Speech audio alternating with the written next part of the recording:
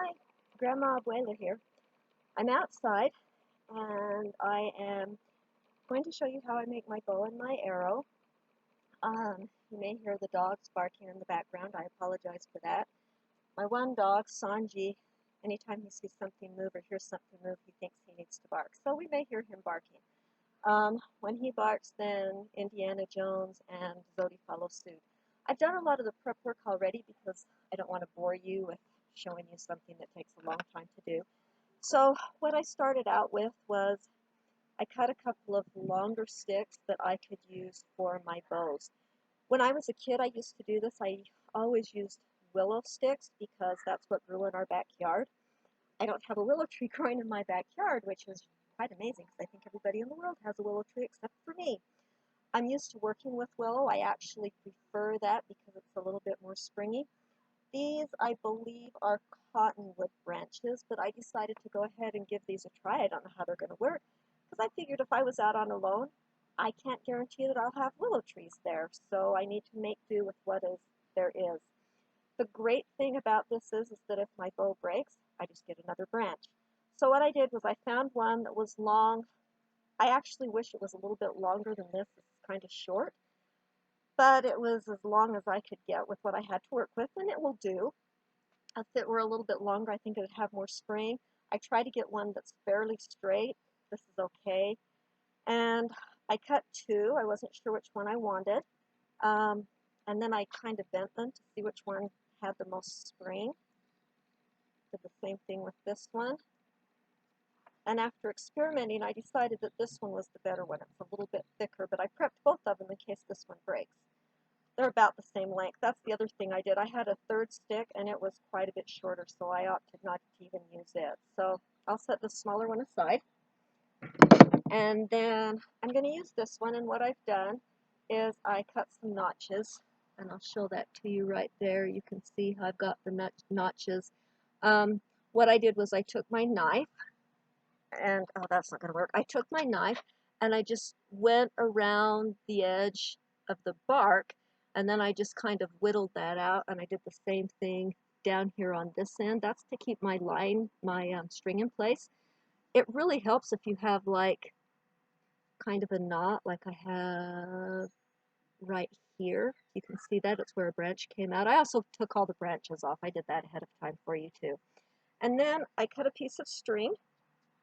This string is a piece of paracord. I cut it ahead of time because if you'll remember, if you watched my fire making video, I really struggled getting that caught. When you cut it, sometimes the string gets really frayed. I don't want this to fray out on me. So I want you to pretend that I have a fire built, and I'm using like a branch that's on fire.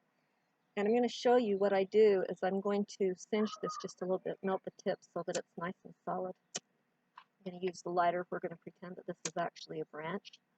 And I'm just going to melt those a little bit. You can see those are melting. And what that does is that's going to keep it from fraying for me. You don't want to touch it while it's hot. If you do, it will burn you. I don't know if you can see how that looks. And then I can, oops, that was hot. Burned me a little. Just kind of pinch it together like that. Maybe melt it just a tad more. That's what you do. Okay, then what I'm going to do, I need to do the same thing with this end. So I'll do that on the other end. Won't need it as much because it's not as frayed. There we go, that should do it. Okay, then what I do is I actually like to tie my first knot on the bottom. So I tie it one end of the string around the bottom like this. I just do a good knot, like so. I'm just doing a basic knot is all I'm doing, nothing fancy. Just a knot. Knot it on there. Like that. Make sure it holds. Your knot comes untied when you're trying to shoot something. That's not good, so I've got my knot there. Then I take it, and I'm going to want to bend it. The stick already has the natural bend, so I'm going to want to bend it that way. So I put the bottom on the ground, bend my stick, and I want to bend it quite a bit. That's what gives me my spring. And then I'm going to wrap that around a few times around the other notch. That notch is what holds the string in place. and then I'll just tie it like this, do a couple of good ties. Okay, then what I did was I made my arrow. And so for the arrow, I created another little notch right there. I don't know if you can see that. I just took a knife and kind of whittled it out a little bit. Typically I'd like to have a bigger notch, but that was kind of hard to do because this is a harder wood than what I'm used to. And then I sharpened the end to a point. It's hard to see because the sun's shining on my camera, so it's hard to see if I'm doing the right thing, but you can see I got a pretty nice little point. Now this is not going to take down a bear or a moose, but the truth is I have no intention of taking down a bear or a moose. If I were out on alone, I wouldn't be able to carry it back. I wouldn't know how to dress it. Of course, if I were going to be on alone, I suppose I'd do the research and learn how to do that, but I think this would work for taking down something small like a rabbit.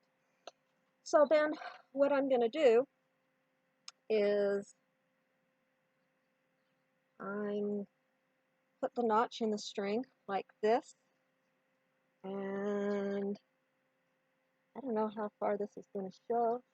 I pull it back. Oh, my arrow should have been a little bit longer, so I could pull it back more. Well, now I know I need a longer arrow. We'll pull it back like that, and then I'm going to let it fly and see how that goes. I don't think it's going to do very good because my arrow's not long enough. Well, if it was a really close rabbit, that might work. Let's take this other stick that I cut out for a bow. If I break it about, well, let's see. That's what I should have done, was measured my stick for my arrow. So I want to be able to pull it back about like that. So I want my notch, wait, I'm doing this wrong.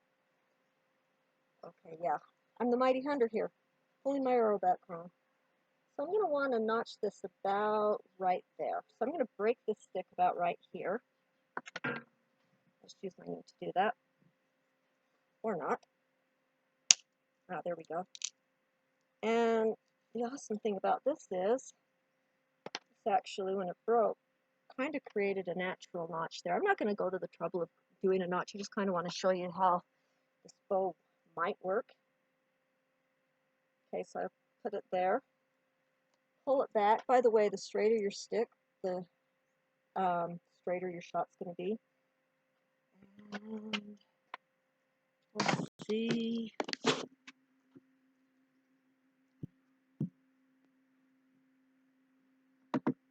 I'm sorry.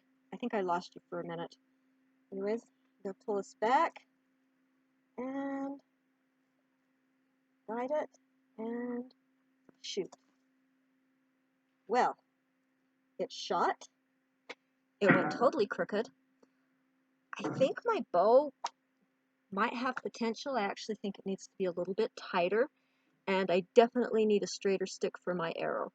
But I've given you the basics of how to make a bow and arrow, and I'm sure that if I were out on alone and I had nothing better to do than to practice, I would be able to make a very good bow, some very good arrows, and I'd practice and practice until I could hit my target, until I had some good distance on that. And the great thing is, I don't have to worry about finding my arrows again. I can always make more arrows if I lose them. So, you have the basics of how to make a bow and arrow and how to shoot it, and I hope this video was helpful, and I do apologize for that blank area where I think I lost you because I accidentally touched the camera and I think it quit filming. I won't know till I go back and look at it, and since I don't know how to edit, well, sorry about that. Anyways, hope this video was fun to watch. It was definitely fun to make. Bye!